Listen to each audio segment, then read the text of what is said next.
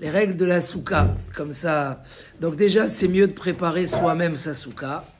Et si on doit la faire par un petit ou par un goy, alors qu'ils fassent eux que les murs, et c'est mieux que ça soit un grand qui fasse le srach. Voilà, les murs, on peut les faire par un goy. Il faut que la souka soit faite évidemment sous le ciel. Il ne faut pas la faire dans un endroit où il y a des mauvaises odeurs, parce que du coup, elle n'est pas habitable.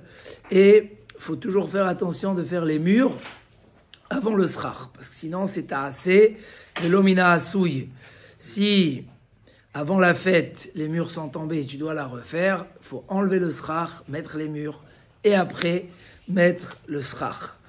Et une fois qu'on est rentré dans Soukot, il n'y a plus ce problème. Quelqu'un qui va par exemple à Deauville, Chol HaMoed, et il veut se faire une souka là-bas, c'est moutar Chol HaMoed de construire une souka. C'est pas un problème de melacha. Combien elle doit être la souka? Pour les... à Paris, il y a des petits balkans. Alors il faut 7 sur 7 fachim. 7 de large, 7 de long. Donc d'après le Grach Nae, c'est 57,2 cm de chaque sens. Et d'après le Chazon Ish, 70 sur 70. Si on a ça, alors c'est bon. La hauteur de la souka, d'après le Grach Nae, 81 cm. D'après le Chazon Ish, minimum 1 mètre. Il ne faut pas qu'elle soit plus haute que combien? 9,40 mètres. Puisque c'est 20 amot. Donc 9,40. Donc il faut qu'il y ait minimum 3 défanotes, 3 murs minimum. Les murs de la maison peuvent compter. On peut faire les murs de n'importe quelle matière, sauf ne pas les faire des draps qui bougent avec le vent. Parce que le vent annule la mechitza. Si c'est le cas dans les soukotes qu'on vend avec les... alors on met des trucs pour les renforcer, ou on fait au moins jusqu'à 1 mètre de la planche. Voilà, donc il y a un travail à faire. Si les murs ils bougent avec le vent, il faut apprendre la halakha, savoir ce qu'il faut faire. La hauteur des tfanot, elle doit être au moins 1 mètre. La longueur de chaque mur doit être minimum 70 cm.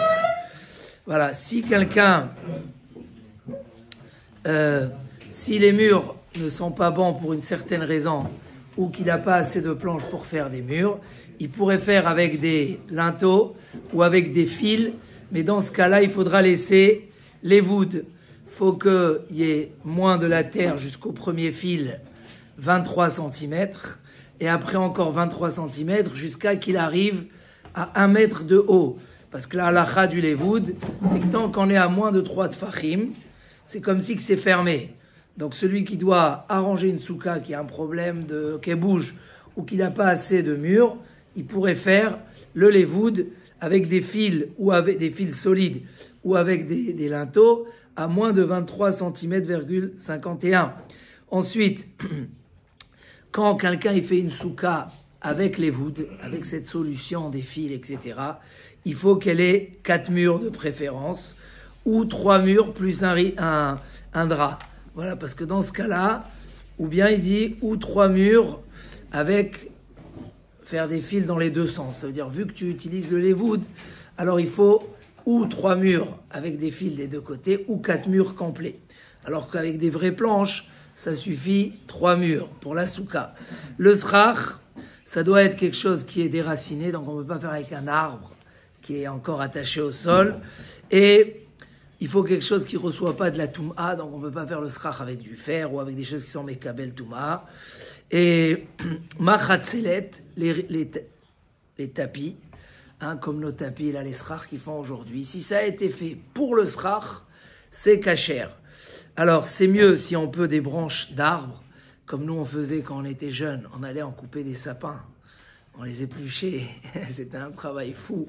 Et on faisait le srach avec les sapins, mais il n'y avait pas encore les srach qu'on achète d'Israël, qui sont tellement simples. Voilà. En tout cas, le srach ne doit pas sentir mauvais. La souka, il faut qu'elle ait plus d'ombre que de soleil. C'est la règle. Et donc, il ne faut pas faire un srach avec des feuilles qui vont sécher et que finalement, il y aura plus de soleil que de l'ombre. C'est bien de laisser des petits espaces dans le srach pour qu'on voit les étoiles, mais si on ne l'a pas fait, comme dans les srach d'aujourd'hui qui font souvent, on n'arrive plus à voir les étoiles, Bediavad Kacher. Mais de préférence, c'est bien de voir les étoiles. Si dans un coin de la souka, il y a un espace vide, il faudrait le boucher même avec quelque chose de pasoul, parce qu'il ne faut pas qu'il fasse une séparation et une coupure dans le srar. Donc on ne laisse pas un espace vide comme ça sur tout le long de la souka, parce que ça peut te séparer entre les murs, etc. On ne fait pas tenir le srar sur quelque chose qui reçoit de la touma. Donc ceux qui achètent les soukot Tibex, que c'est du fer, faut mettre des linteaux en bois, et sur les linteaux en bois, il faut mettre le srar. Comme ça, il est posé sur du bois, quelque chose qui est cachère. Ok, celui qui attache le srar pour pas qu'il s'envole, il faut l'attacher avec quelque chose qui n'est pas mekabel tum'a, quelque chose qui n'est pas un keli.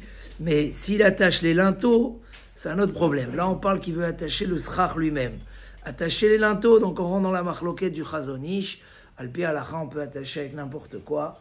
D'accord, le bois au fer. Voilà, Icar, c'est que le srar, si on veut lui-même l'attacher. Après, si on attache avec quelque chose, le srar, il tient bien. C'est que si au cas, il y a des vents très très forts qui arrivent, dans ce cas-là, je peux l'attacher avec ce que je veux. Parce que le srar, il tient tout seul. Il n'a pas besoin de tes petits fers qui le tiennent des quatre côtés. C'est qu'une sécurité pour un cas. Donc, ça ne s'appelle pas qu'il tient avec le fer. C'est juste, j'ai mis une sécurité au cas où qu'il ne s'envole pas avec un vent bizarre s'il arrive. Voilà. C'est ce qu'il dit. Que si le srar, il tient tout seul, et juste pour une sécurité, tu peux l'attacher avec n'importe quoi. Donc c'est important, parce que des fois, pitom à Soukot, il y a Ruach, Shena, Metsuya, il y a des vents qui ne sont pas courants.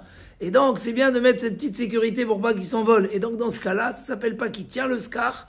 Et donc, tu peux attacher avec tout ce que tu veux. Pour terminer, les décorations de la souka.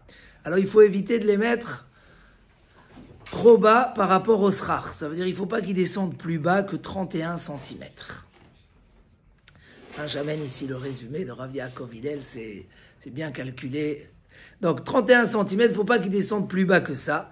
Si c'est quelque chose qu'on ne peut pas, comme si à l'époque il mettait une bougie, donc il peut descendre plus bas, mais il ne faut pas s'asseoir en dessous. S'il y a quelque chose qui descend à plus bas de 31 cm, il faut que ça soit sur un côté.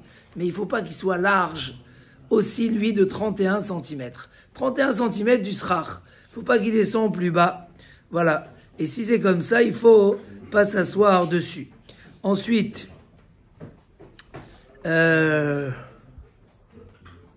voilà. Pour terminer, il dit comme ça. Les décorations de la souka, assourd d'en profiter d'eux. À l'époque, on mettait des fruits dans la souka. Je ne sais pas si encore aujourd'hui les gens y mettent. On ne profite pas tous les 7 jours de tout ce qui est attaché à la souka. Donc même si les fruits sont tombés, c'est assourd. Les guirlandes et tout ce qui est lié au srar est mouktsé. On n'a pas le droit de le toucher à Shabbat et à Yom Tov. Ça veut dire on n'a pas le droit d'en profiter les 7 jours, mais on peut toucher.